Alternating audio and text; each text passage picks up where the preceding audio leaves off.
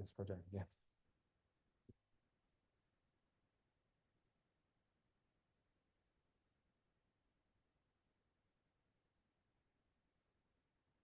Okay, great.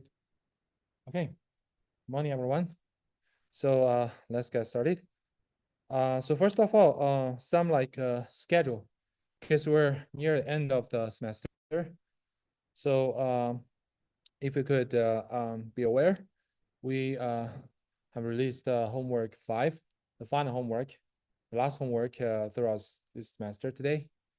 And that homework is just about neural networks. We'll ask you a little bit about logistic regression, which we're gonna cover in the next lecture. But the major focus of the last homework is the neural network. Again, please start doing this early, because we believe that you have you're multitaskers, right? You have you might have to deal with several cross-project deadlines and final exam and so on. And please leverage the office hours, and I hope the workload is not heavy, but there is some programming task, and it will best if you could start doing it early rather than rush it for like few hours before the deadline, right? And and also another thing is it's very hard for us to extend homework 5 and the final project report, because we have a hard deadline to upload the grades to the registrar office. They won't give us extension. That's why it's pretty important to do it early.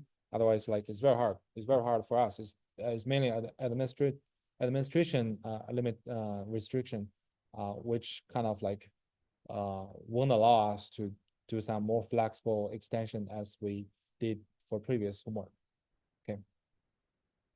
Okay, any question regarding the homework and the project report?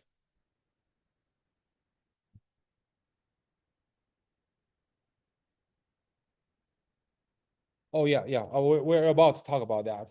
Yeah. But before that, any question regarding the homework and project report?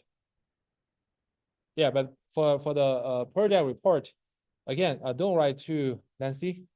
Just a few pages, like no more than 6 pages, as we indicated in our course webpage.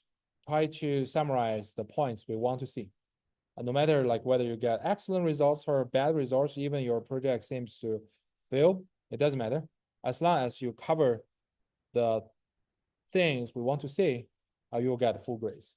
But if you don't write anything we want, right? If you kind of miss a few things we want to see from the report, of course you're gonna miss the points, right? It's not like, okay, you got like 100% prediction accuracy, you're gonna 100% grades. It's not like that. It's like we want to look at you indeed throughout this project, you do some kind of machine learning practice. Okay, any question? Perfect. Okay, and then we talk about the final exam. So let us emphasize again, right? The final exam will be on Canvas. That means you don't need to come to the classroom in person at 8 a.m. That is a little bit too. It's not very easy for everyone, right? So, but you do need to get up at 8 o'clock and sit in front of your laptop or desktop, and make sure you have a internet access, right? Because the course exam will be taken on Canvas. So if you and later we're going to release that, you will see that in your Canvas login and sidebar there will be some final exam. It will be only accessible during the scheduled final exam time. That scheduled final exam time is determined by the whole campus administration. It's not determined by us. And this is to make sure like there won't be any overlap between any two courses. So that's why we need to stick to this core campus schedule, not by us, but feel free to sit whatever you feel comfortable, and bring your laptop, bring say some coffee or milk you feel comfortable, and to do with that. And 2 hours, but usually like most of the students will finish like in 15 minutes. Of course, if you want to do that, and if you want to stay there for 2 hours, it's up to you, right? And most questions are single choice, multiple choice problems. It's just to examine whether you understand some basic concepts like overfitting, and like I will give you like a set of descriptions that discriminate. Okay, this machine learning models is performing very good in training set, but performing badly in a test set. Will you consider as overfitting or underfitting? Right? This is some kind of like a basic understanding problem, right? Or and there are a few like task description problem asking you to summarize the key points about the kernel method or due form of the SVM. You don't need to write any mathematical expressions because it's very inconvenient to write it in a set textbook, right? But we just want you guys to hit the point. Yeah, that's basically the two major types of problems during the final exam. And we will in the last lecture, in the final lecture, we're gonna quickly go through what we have discussed through the class and give you some suggestion about how to do a review. We don't want you to like spend too much time on reviewing this. We just want you to like quickly go through what you have discussed before and go through your written homework assignments and to refresh your mind, answer the questions. That's why our exam is actually open book. No one is gonna check. It's infeasible to check whether you can write down any cheat sheet as well. You can bring in whatever slides you want. Just make sure not to post questions on online QA website like Stack Overflow and those kind of stuff. Okay, any question?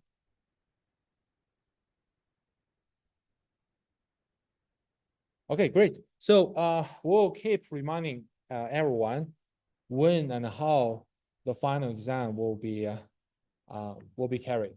Okay, so just watch the announcements on Canvas because we don't want any students to miss the final exam. And if you miss it due to some kind of emergencies, yeah, we maybe can schedule some makeup. But if you miss it just because okay you forgot it or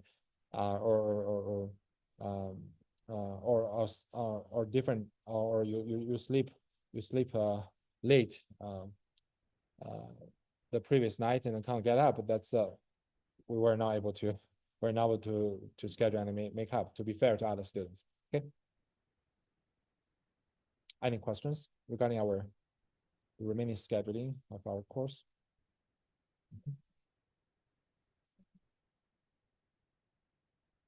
Oh, it's on December 9th. Yeah, it's a little bit weird because after our Thanksgiving, we only have 1 week for the class. That means including today's lecture, we only have 3 lectures left. And after that, after the final lecture, which will be next Thursday, and the following Monday will be the final exam. So it's pretty quick. But the good thing is that you won't need to spend too much time in reviewing because we don't ask you to memorize anything. We just want you like make sure these questions come out, you have some impression, you can locate whatever materials you have in your hand to verify your understanding, and that's it. Any question? Okay, great. So let's start the course content, right? So in the last, I think today's lecture and the next lecture, meaning on Tuesday, we're gonna briefly introduce the Bayesian learning framework. This is a very like fundamental introduction about the paradigm, the principle about Bayesian learning, and we'll give some concrete example, which is simple but very widely used. It's called logistic regression. Hopefully this can give you some kind of sense about, although I'm kind of, my expertise mainly in the Bayesian learning, but we only have 2 lectures to give introduction. Okay, so what is Bayesian learning, right? Before we talk about this, right? So let us look at what kind of learning principle and algorithms we have seen so far, right? So the learning principle we have saying includes like mistake-driven learning, right? Like perception. Every time I just look at whether my current model can correctly predict the training example. If it's not, I need to update my model. Otherwise, I just skip to the next example. Right? So taken-driven essentially is trying to focus on the fitting of the training data, right? The better you fit the training data, I would believe the better your learned models. This is called mistake-driven learning, right? The other is based on computational learning theory. Typically, this is called PAC learnability. So this kind of learning principle not only focuses on some training fitness, right? Because we notice that there's some issue about overfitting. And sometimes like even have like very good training error, it doesn't mean you got very good generalization error. So computational learning theory tries to make a connection between the training error and the generalization error. It turns out there's some like gap term. Right? If you could remember in the agnostic learning, when derive some like generalization error bound, which is bounded by the training error plus some term determined by the model complexity, right? The VC dimension, right? So that basically means like, okay, if your model is very complicated, even you might have like very small training error, your model, the VC dimension might kind of penalize your model, and eventually you got a worse generalization error. Right? So the best generalizability is achieved by the best balance between the training error and the model complexity. Right? That's what the computational learning theory tells us, and also motivates the regularized risk minimization principle. Right? So our training objective will not only minimize the training error, but also we try to put some regularization term to penalize overcomplicated models. That's the whole idea about SVM. Right? Remember, in our SVM objective function, we have some like square norm of the weight vector, which corresponds to maximize margin maximization principle. Right? Margin maximization essentially is trying to penalize overcomplicated hypothesis space. Right? So based upon those two principles, we have discussed a variety of learning algorithms, right? And in all those cases, the algorithms is gonna generate a function that produces a label y for a given input feature vector x. That's like decision trees, like linear regression, perceptron, support vector machines, boosting, SVM, and so on, and neural networks. So, but so far, in whatever principles we conduct our learning, right? All the learning principle essentially is to conduct some kind of searching. Right? You're given some hypothesis space, right? And you're gonna use some like principle to conduct the searching, right? And the mistake-driven type of approach is that, okay, I'm gonna use the training error as a guidance to find the optimal hypothesis in my hypothesis space, right? And the risk minimization or computational learning based learning theory based is that, okay, I'm not only looking at the training error, but also looking at how what's the complexity of the hypothesis space you're going to search over with, right? So is there any other way of thinking of searching? In other words, can we incorporate some kind of probabilistic concepts in this learning or searching behavior?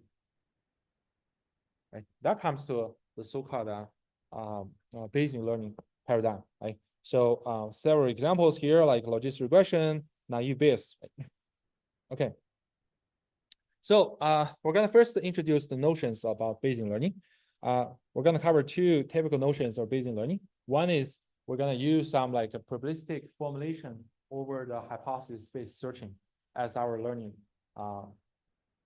principle. Right? Or a second notion is that, okay, the model, the search itself might still based on some kind of deterministic searching procedure as we did before, but we're trying to learn a probabilistic function. We're not trying to directly give you the label 1 or 0. Instead, we're going to give you a probability of giving some label. That's the two popular notions for Bayesian learning. And to fulfill this Bayesian learning paradigms, we're going to introduce like two very commonly used strategies. Right? One is called maximum a posterior estimation, map estimation. The other is called maximum likelihood estimation. Right? So you haven't taken any statistic class before. You might have heard of these two terms before. But these two terms are mainly for like a statistical estimate of some like quantity of interest in in a statistical inference problem, but actually they're more useful than that. Right? They can be applied in a more general framework. And then we'll give some like concrete examples of conducting maximum likelihood estimation and map estimation, which we're going to use binomial distribution and normal distribution to illustrate. Okay. So let us talk about Bayesian learning or probabilistic learning, right? So we start with a very easy and straightforward notion. The first notion, that is, we want to learn a probabilistic concept. So a concept, as we discussed previously, essentially is a mapping, right? It's a function, which given some input feature vector, you're going to give the label of the output, right? And if your task is doing classification, then your label could be just 1 or -1 or 0 or 1, right? If your task is doing some regression, your label could be continuous value, right? But here, we're gonna change our learning objective a little bit. In that, we want to find out a function which maps the input feature vector to a probability. So it's not 0 or 1 for binary classification or -1 or 1, right? Actually, it's a probability. It's a continuous value between 0 and 1. So it could be 0.3, it could be 0.9, it could be 0.85, right? And the output of our learn function is often interpreted as the probability that the label 1 should be assigned to the input feature vector X. So you see that it's not directly assigning a label to the input feature vector X. Instead, it gives you the probability of assigning a label 1 to the input vector X. Right? So this is called probabilistic concept. Right? Any question regarding the definition? Right? So this is the first notion, right? So using the first notion, actually the learning protocol is kind of nothing different from the methods we have discussed previously, right? The only change is that, okay, the type of function we learn is different. Right? Previously, you either learn to map the instance to 1 or 0, right? Now we map it to a continuous probability value. Right? As long as we can define a reasonable loss function, and we can use whatever learning method we have used before. So this is the first notion. And the second notion is a little bit different. Second notion essentially trying to modify the search procedure. So given you a hypothesis space, right? And our previous searching procedure, as we mentioned, is kind of like a deterministic searching procedure, right? And you want to introduce some kind of like a concept, some kind of probability concept like a prior and those kind of stuff, right? And now, in the Bayesian learning paradigm, we're going to use a probabilistic criterion in the search of hypothesis space. But we need to clarify here. The search procedure has some probabilistic principle, as we'll detail later. But each hypothesis itself, it could still be any deterministic function, like a Boolean function, which map the input feature vector to either 1 or 0. It's still fine. You can keep the same hypothesis as you used before. The only difference is you're going to change the way how you identify the optimal or the best hypothesis in the hypothesis space.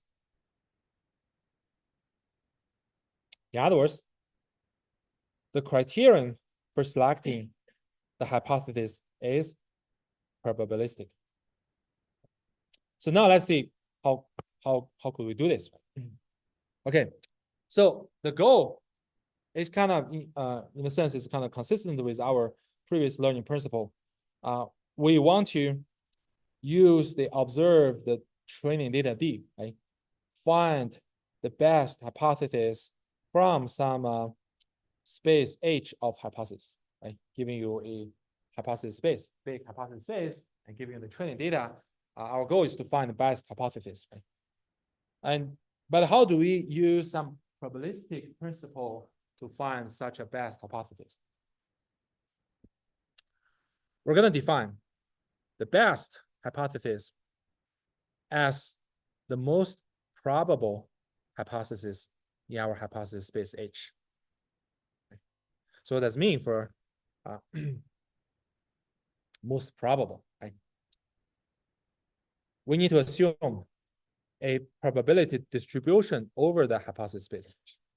In other words, we're going to put some like probability measurement or probability distribution over all kinds of hypothesis space, right? It's not like, okay, I'm going to assign the probability that each hypothesis is equally likely to be found, right? We can intentionally set up some like a distribution over that. And we also need to know something about the relationship between the observed data and any given hypothesis. And basically, you can imagine that we're going to assign some prior distribution over the hypothesis space.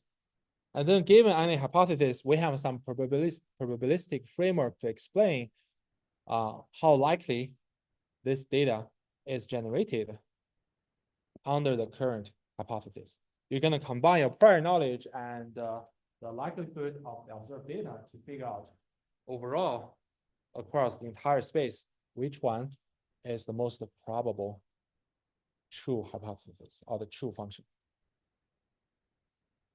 Okay, so before we come to the details, I want to highlight several benefits of Bayesian methods. First, it can enhance the interpretability of learning algorithm, especially using the probabilistic principle. When you introduce some prior distribution over hypothesis space, you kind of encode your belief, your knowledge about those hypotheses, right?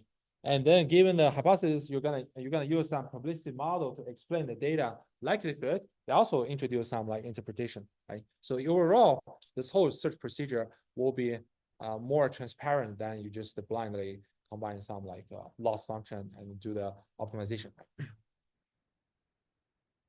And also, there's a benefit of combining prior knowledge with observed data. It can guide a model towards something we know, right? Because in many scenarios, we not only want we want not only we don't want like purely data driven, right? We want to combine our domain expertise with observed data, right? We don't want to waste any effective information, right? And the third one is okay, it's going to provide tools for learning and analyze learning, like especially because Bayesian learning will allow uncertainty quantification. Right? You're gonna you're not just given a point prediction, right? You're given some probability of whether your prediction is good or not, right? That will allow us to do this will be like very useful to make decisions, right? Because practical decisions you always need to know like, oh, if I make this decision, what is the risk, right? What is possible adversary effect? What's possible success or risk? We're gonna consider all kinds of like risks and uncertainty together to make the final decision. Okay, so let's start with a quick review about Bayes' theorem. Right. So this is the Bayes formula, right? is telling about the relationship between two random variables, y and x. The probability of y given x can be represented in this formula, right?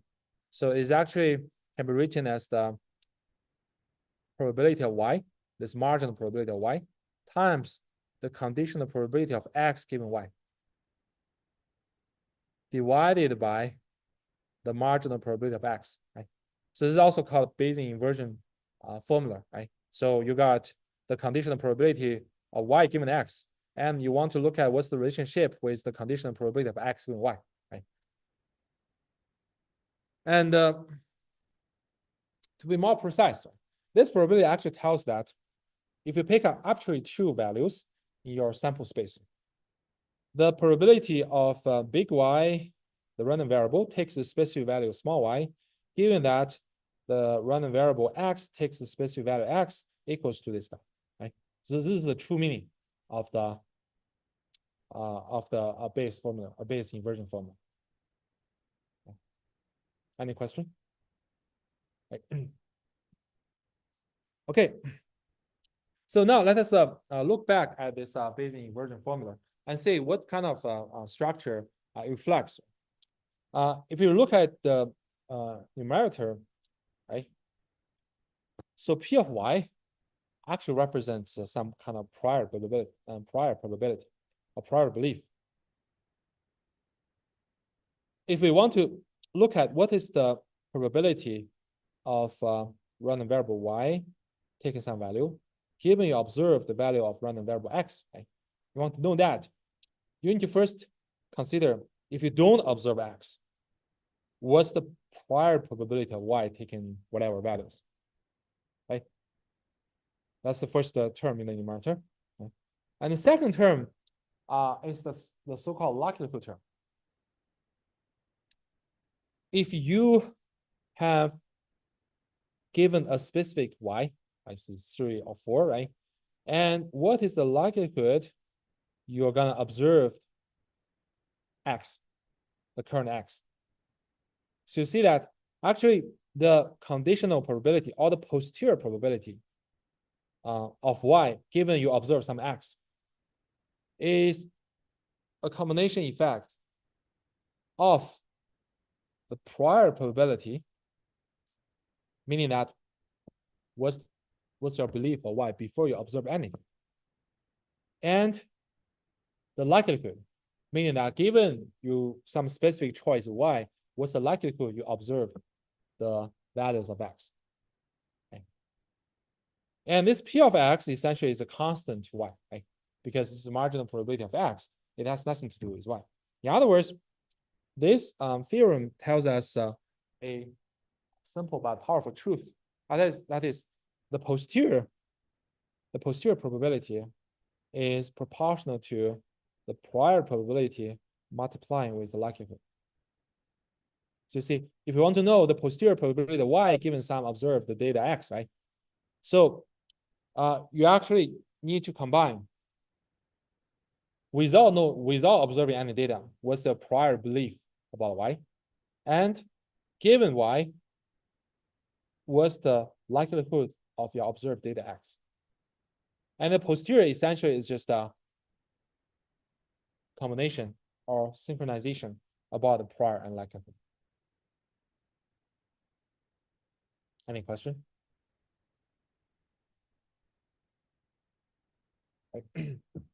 Okay, and there's a bunch of basic rules about probabilities, right? So we have like a product rule, meaning that the joint probability of two events A and B equals to the marginal probability of A times the conditional probability B given A, or symmetrically the marginal probability of B times the conditional probability of A given B, right? And the summation rules like that is the probability of the union of two events, meaning that A happens or B happens, right? It is the summation of probability A plus probability B is subtracted by the joint probability of A and B, right? So the basic rules we have reviewed at the beginning of our semester. And if two events are independent to each other, that means their joint probability equals the product of their respective marginal probabilities, right? or the equivalent, we can also say the conditional probability equals to the marginal probability, right? And in general, if you have a mutually exclusive events, meaning that the union of arbitrary two events is empty, then we can decompose a arbitrary the probability of arbitrary event B as the summation of each marginal probability P of AI times the conditional probability of B given AI and overall possible AIs. Any question? Okay, great. So now going back to our Bayesian learning notion, the second notion, right? How do we introduce probabilistic principle in identifying the optimal hypothesis in a hypothesis space, right? Given data set D, we want to find the best hypothesis H from a hypothesis space, right? What does best mean? In a probabilistic scenario, we're going to use a posterior probability or conditional probability, P of H given D, to define the best. Right? What does it mean? Right? We view this P of H given D as the probability of this specific H being the true hypothesis given the data D is observed. So let me repeat, right? So this is kind of a posterior probability. This posterior probability models or expresses the chance that this specific hypothesis H is the true hypothesis, is true target function, given the observed trained data D. So see, this is a posterior probability, right? And here we want to emphasize, right, to correctly understand this formulation, right? Here, H and D represent events, right? D is a brief of the events that we observed this particular training data set, right? And H is the event that the hypothesis H is the true hypothesis or is the target function we want to learn. So we use P of H given D indicates the probability that given this training data D is observed, H is the ground truth target function. Any question? Everyone's comfortable about this definition? Okay, and then we can, to calculate this one, right? We can leverage the Bayes rule we have just discussed, right? Remember, it is equal to this, right? So in the numerator, we have the prior probability of H, right? Meaning that what is the prior probability that H is our true hypothesis, right? And this prior probability is describing your prior belief that without observing any data, what's the chance that this particular H is the ground truth target function? Is the ground truth, right? So it kind of encodes your background knowledge, right? What do we expect the true hypothesis is to be even before we see any data, right? And of course, in practice, right, you can use this prior to encode whatever your prior beliefs or prior preferences over different hypotheses across a hypothesis space, or you choose to, okay, I believe every hypothesis has an equal chance to be the true target function, right? Without, given that we haven't observed any data, right? Then that means like P of H will be some uniform distribution.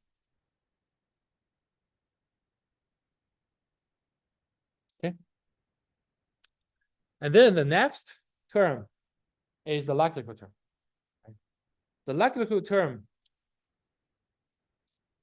models what's the probability that this data, the training data, is observed given the true hypothesis is H.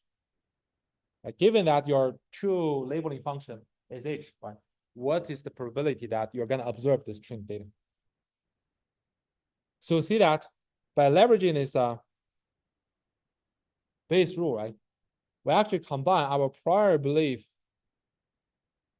about which hypothesis is a true hypothesis with given each particular hypothesis, right? What's the likelihood of the data? Right? You combine the data information and combine the prior knowledge, you got the posterior probability for the true hypothesis or true labeling function to be an arbitrary hypothesis H. Any questions so far?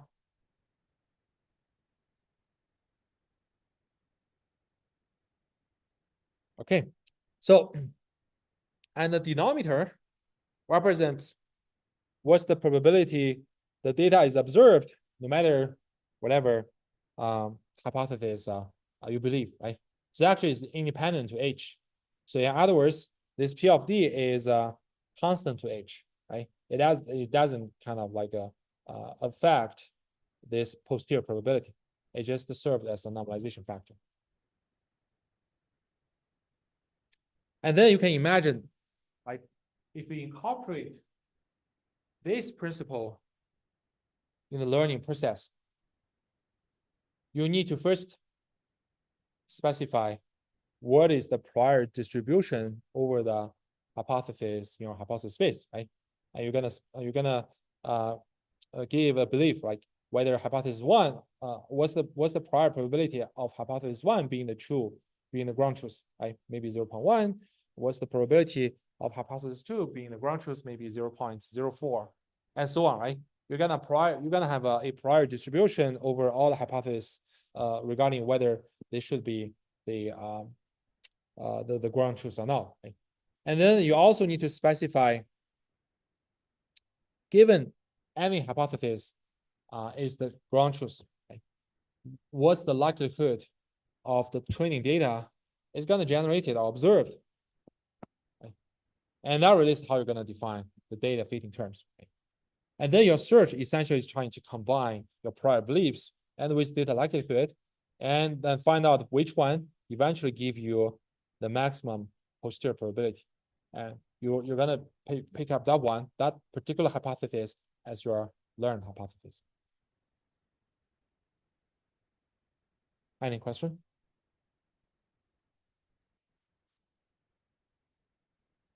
Okay, great. Looks like everyone feels this quite straightforward, right?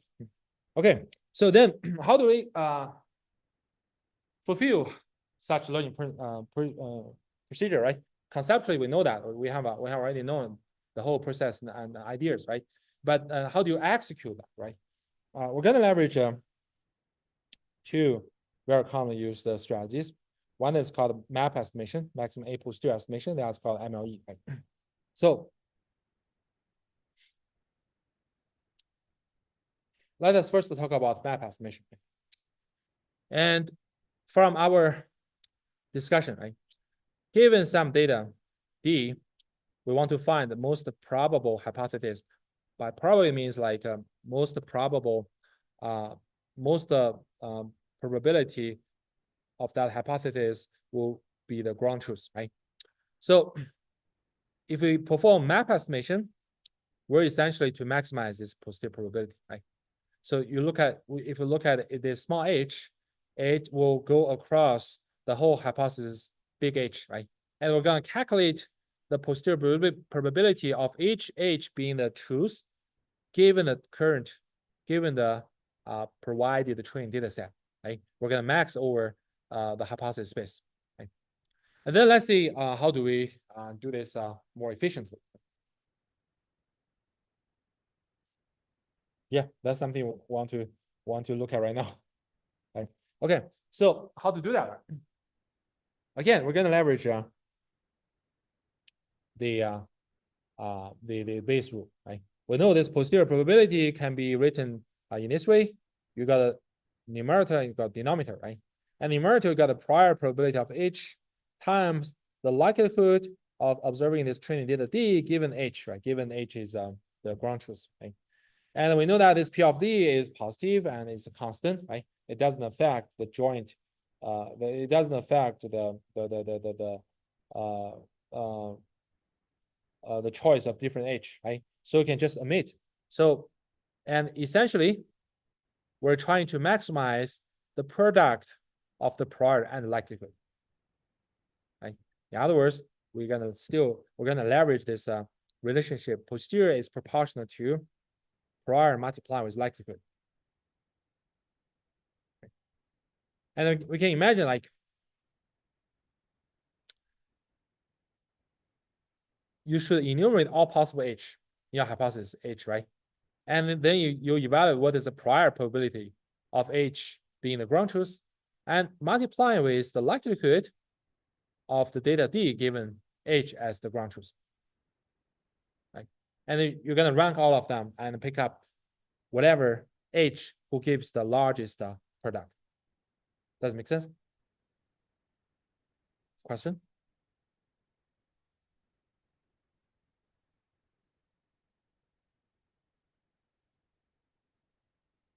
Any question regarding this?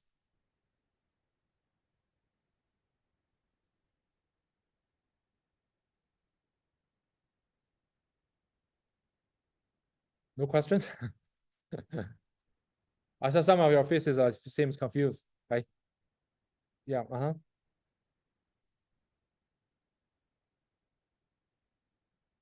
Because we want to find out which hypothesis give you this most maximum posterior probability, right?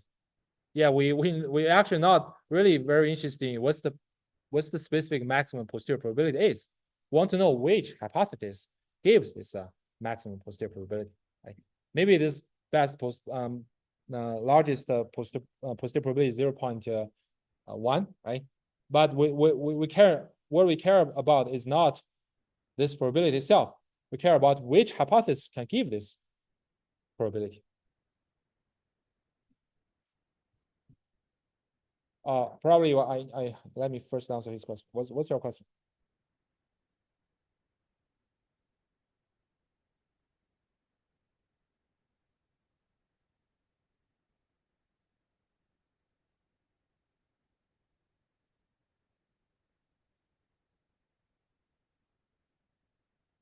Yeah, exactly. Yeah, because we want to find out which one gives its largest value, right? We're not care too much about what is particular maximum value for this. That's why we remove this constant. Okay, so back to your question, like give some example, right? For example,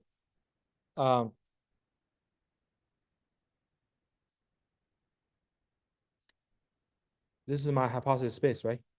I only have 3 hypotheses, right? Each one might corresponds to some polynomials, right? So I got the prior probability. Oops. I got my prior probability of each hypothesis being the truth. Could be like say the first hypothesis, my prior probability might be 1/3.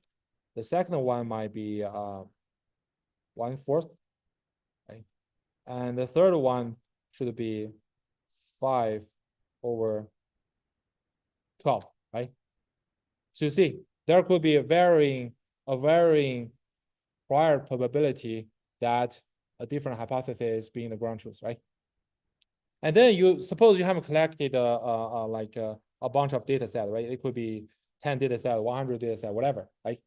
And now you want to search, given this data set, right? You want to look at which of these 3 hypotheses give you the largest posterior probability here, right? How do you do that? You're going to look at what is the product of the prior multiplying with the likelihood, right? So for the first one, like for the first hypothesis, you know, okay, the prior of this hypothesis being the ground truth is 1/3, right? And then given this hypothesis as the ground truth, you know the likelihood, you observe this 10, 20 data points, say it might be 1/10. You got a number, you got the first number, right? And now you're gonna look at the second hypothesis, right? Your second hypothesis, you know the prior probability of this hypothesis being the ground truth is 1/4, right? But given this, if we assume this particular hypothesis, the second one being the ground truth, the likelihood of the data is changed. It might be maybe half, right? Now you got second product, right? And similarly, you're gonna look at the third one, right? You got a probability is prior probability is 12 over 5, 5 over 12, right? And given, suppose the third hypothesis is the ground truth, and what's the data likelihood? It might be gone down to 1 over 100, right? And you multiply them together. Now you have three numbers, right? Yeah, you just find which one give you the maximum. Yeah. Yeah, which product is maximum? Yes. And you choose that as your most probable hypothesis to the ground truth, right? Yes.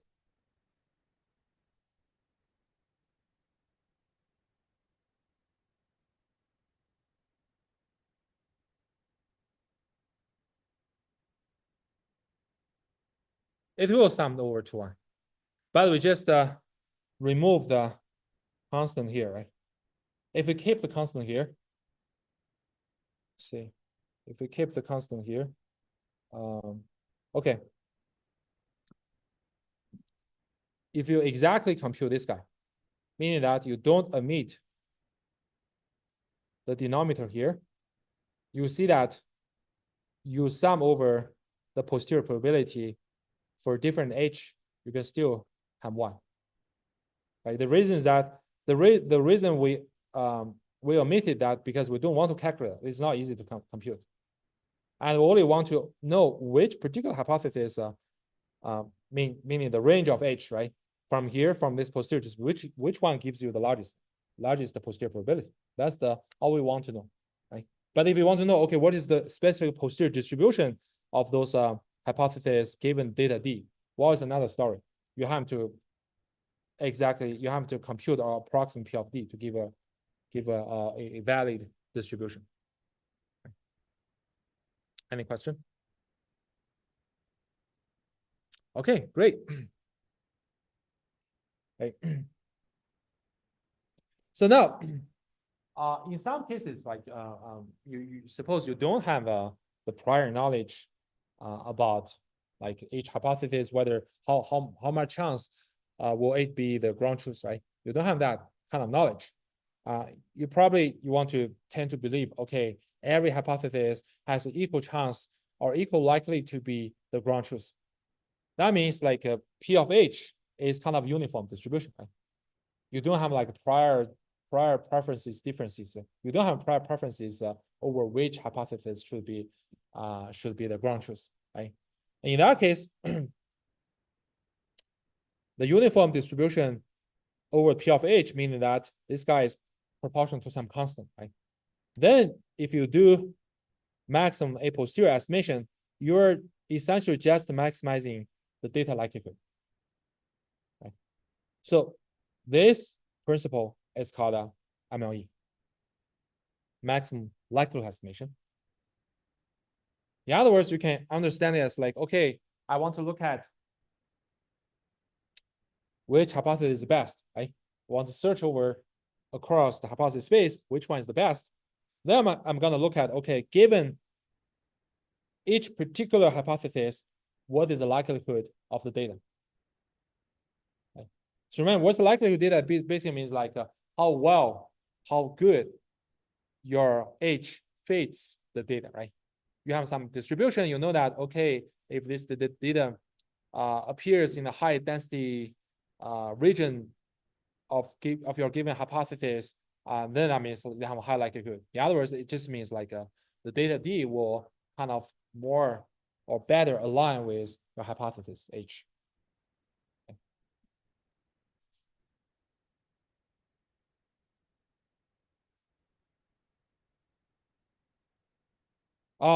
That's just because you don't have any other choices. Yeah, if you don't have any choices, I don't know, like for example, I have no expertise on this domain, right? This is my hypothesis space. Then I probably will choose to believe, okay, everyone is possible to be the ground truth, right? Let the data speak for itself.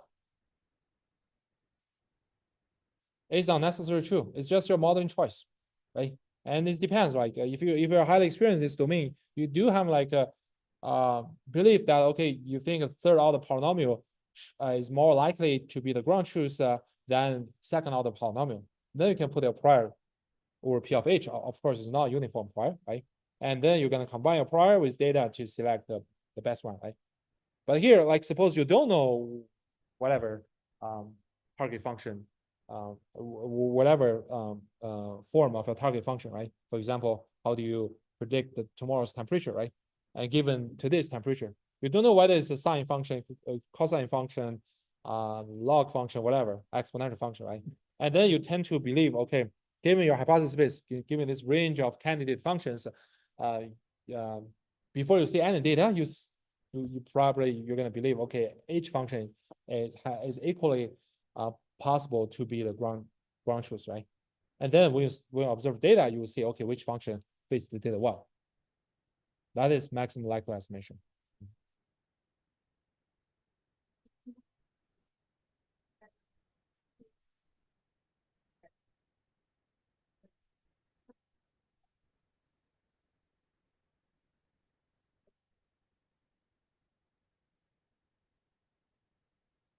Mm-hmm.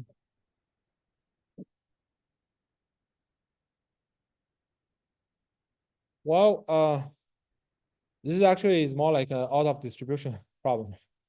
So you can use Bayesian formulation to do that. There could be other ways of doing that. But the basic idea is that, okay, you're assuming your clinical trial data has a different distribution from the real, say, patient data, right? Yeah, that's a big issue actually. I mean, usually, this also happens in a lot of other domains. Like your training data is following this distribution, but it will test in the wild. It might be another distribution, right? And it could be like, okay, the most naive approach will be you're gonna try to align the distributions. You want to make sure your clinical or trial data to the distribution is kind of close, at least close to the real patient data. That's one thing, right? The second thing is that, okay, how do you adjust your model to fit to a new distribution? That involves a lot of like strategies, like transfer learning, you don't want to like you did minimum involvement of the assumption of the data distribution. For example, you want to use um, discriminating models rather than generative models. So if you use generative models, you're assuming data distribution there, and you're more easy to be affected by the data distribution itself. But suppose you're doing like given the data, you want to predict something, right? And because the data becomes a conditional part, it won't become the model. Become the model part, it will be less likely to be biased by your data distribution.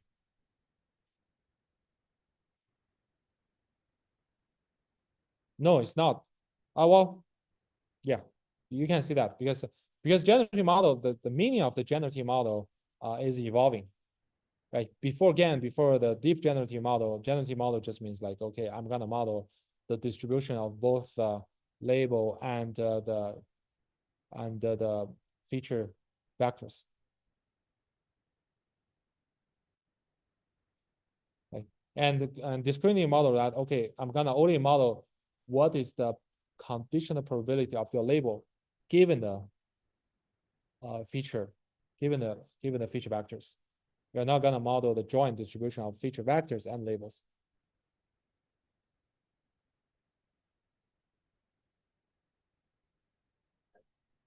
Yeah, yeah.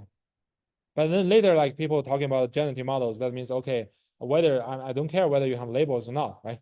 I just want to generate, I just want to model the joint distribution of all the feature vectors, right? That's the so-called GAN and diffusion models and so on. Okay, any other questions? Oh, great. So they want to give some like concrete examples to show like maximum estimation and map estimation. So the first example, which we call Bernoulli trials. Suppose there's some CEO from a startup and hires you for some consulting job, right? And the CEO proposed the question, right? My company makes light bulbs, right?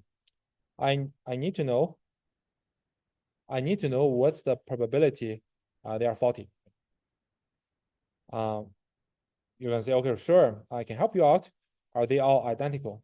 Meaning that they are basically viewed as like independently, identically distributed throughout this manufacturing process, right? And CEO said, yes, okay. You will respond, okay, excellent. I know how to help. We need to experiment. Like you do some kind of experiment.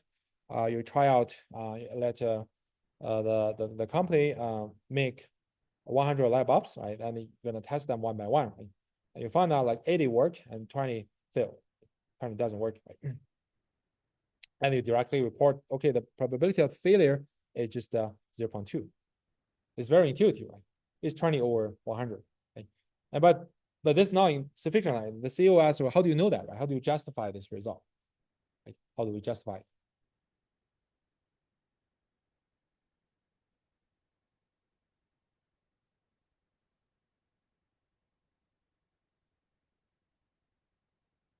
Any thought?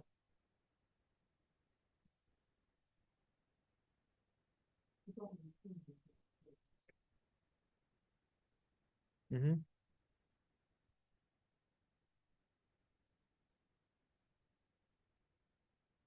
Mm-hmm.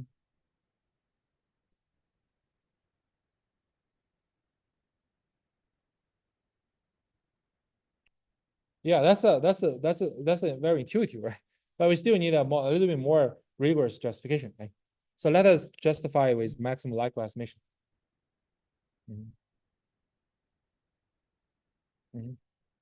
Mm-hmm.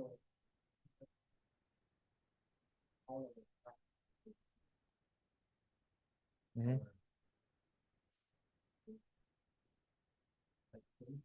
Mm-hmm. Mm-hmm.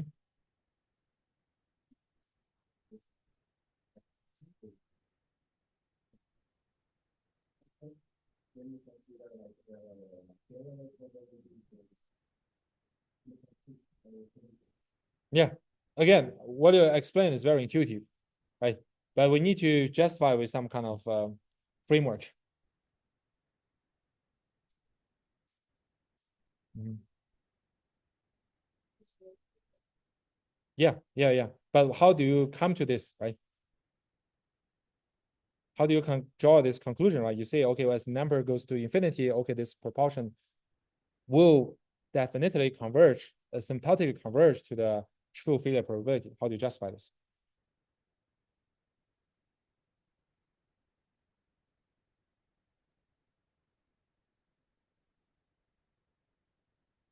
Yeah. That's, I mean, actually, this justification comes from what we have just discussed, maximum likelihood estimation. Right? Let's see how to do that. Right? So okay. At the beginning, you don't know what's the failure probability, right? Obviously, you can assume, oh, okay, there's some kind of unknown, but ground truth failure probability P, right? And then we know that, okay, the probability of arbitrary light bulb generated from your manufacturing pipeline is P, right? And that means the success rate will be 1 minus P, right? And here we have produced 100 light bulbs, right? And each bulb is produced like, is kind of like independent and identically distributed, right? So the data we have observed so far is that, okay, we have tested 100 light bulbs, right? 80 work and 20 don't work. Then what's the joint probability given the failure P? The failure probability P.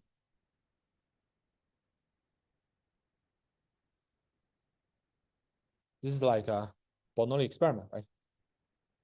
You know, for a particular light bulb, the probability of its failure is P, right? And now all of like 100 light bulbs, 80 works and 20 don't. this whole probability will be, you know that 8 of 100 will fail, right? And sorry, yeah, it's here is a little bit wrong. It's P is a successful rate, right? So 8 work and P doesn't work, right? So you got like this many combination. You're gonna choose 8 out of 100 Bob's combination, right? For each particular combination, 8 of them fail and 20 of them succeed, right? And now you add all of them together, you got the joint probability that given this probability P, you have 80 work and 20 don't, right? So you have this likelihood. Given P, what's the likelihood of the data?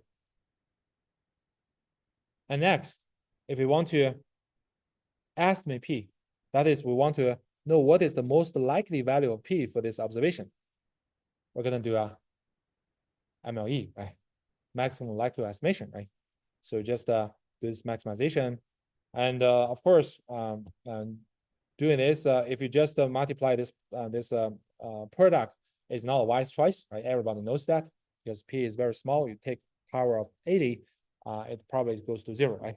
So what we always do is I would take logarithm over that because logarithm doesn't change your maximum or minimum, right? So take a logarithm over that, and it will becomes this one, right? Suppose this you got A plus B lab ops, right? All of A are failed and B succeed, right? So you take a logarithm, and obviously this guy is constant, you can throw out, and you take the maximization over A times this log P plus B times log 1 minus P, and then you just set the gradient or derivative to 0 to solve the optimal P, right?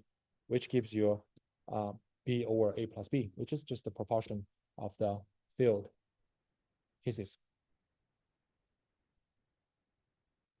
Does it make sense? Right? This one you can easily verify by yourself. Right? It's pretty straightforward, and it will give you these results. It's actually exactly the ratio you have observed from your test.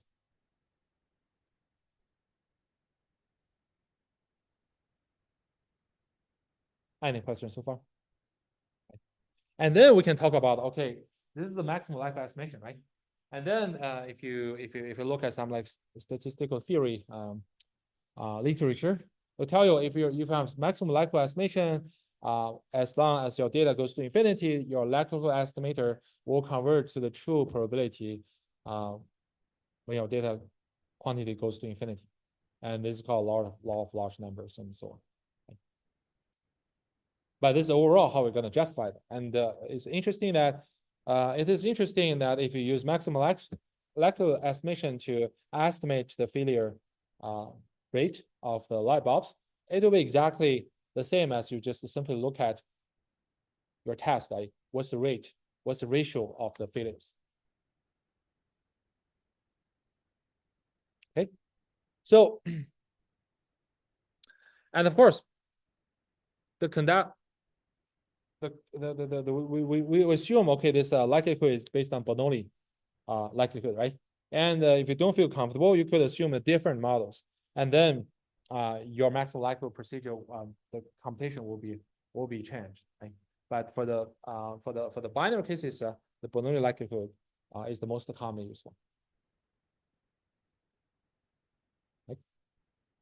Okay, now let us look at another example, which we call normal distribution. Right? It's more like if your data is not binary, the data is continuous. Right.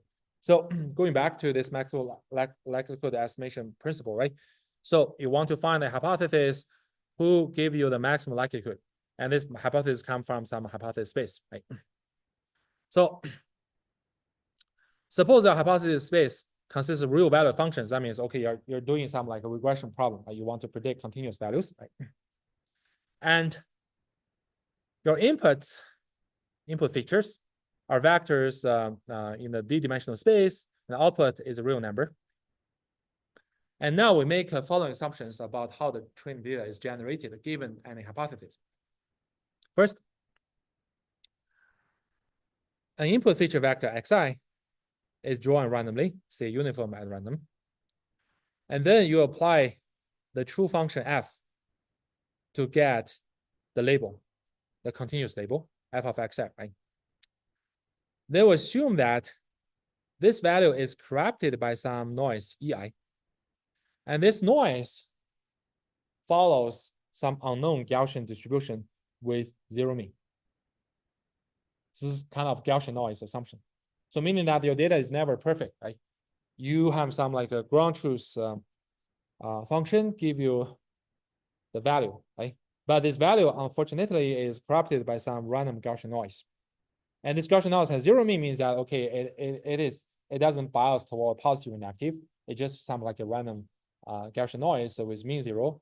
And on average, this effect is vanishes, right? But unfortunately, for each particular example, you might have some random perturbation of the observation. In other words, your observation of the data yi is assumed to be generated by the ground truth label plus some random Gaussian noise. Okay. That's our modeling assumption. Okay. So suppose we have collected m training examples, right, xi, yi, right, generated by this process. Right? So now we want to look at which hypothesis can best fit this set of data. Right? So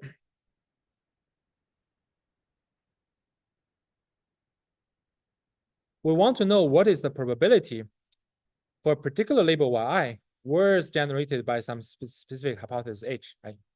So because the data here, we don't assume what's the distribution of f, right? We don't assume what is the ground truth of the, what is the ground truth label, right? Instead, we only assume that, okay, the observation, the observed data has been corrupted, right? Meaning that the difference between your observation and your ground truth label follows some like zero mean Gaussian distribution, right? And similarly, when you use the hypothesis H to serve as the prediction, right? We're going to make the same assumption. That is, the error or the difference between the observation and your prediction should also follow that zero mean Gaussian distribution, right? So we believe this error is from a Gaussian distribution with zero mean and some unknown standard deviation. And then we can compute the probability of observing one data point if it were generated using this specific hypothesis H. Does it make sense?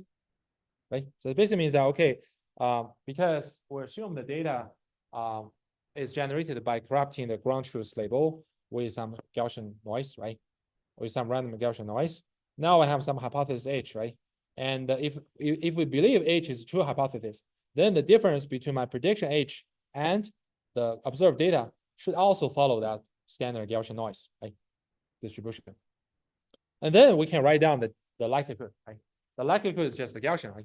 The P of yi given H and the input feature vector follows a Gaussian distribution and with zero mean, right? Basically means that like yi minus h of xi is a Gaussian distribution with zero mean and with some unknown standard deviation, sigma. Right. And then because those examples are assumed to be RID, meaning that they're generated independently by this process. So the joint likelihood given this hypothesis H can be factorized a product of each likelihood given H, right?